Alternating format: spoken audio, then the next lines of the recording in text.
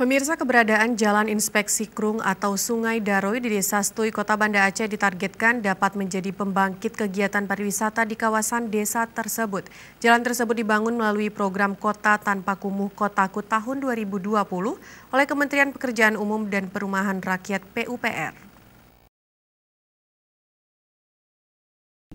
Wakil Ketua Tim Penggerak PKK Aceh, Dr. Insinyur Diah Erti Dawati MT, meninjau pelaksanaan proyek penataan kawasan Kumuh Krung Daroy segmen 2 di kawasan Stui, Banda Aceh. Pembangunan jalan inspeksi ini merupakan upaya untuk membenahi kawasan kumuh di lingkungan Krung Daroy. Para penduduk yang tinggal di pinggir sungai itu pun sudah direlokasi dan mendapatkan ganti rugi ataupun rumah layak huni. Pada sebahagian infrastruktur di kawasan jalan tersebut akan menghadirkan edukasi sejarah Aceh. Geci dan masyarakat berharap tempat ini bisa menjadi desa wisata.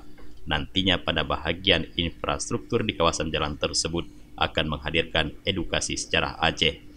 Tembok-tembok dapat ditingkatkan kualitasnya dengan cara membuat mural yang menggambarkan sejarah Aceh. Tembok-tembok dapat ditingkatkan kualitasnya dengan cara membuat mural yang menggambarkan sejarah Aceh. Dari Banda Aceh, Tim Liputan Aceh TV melaporkan.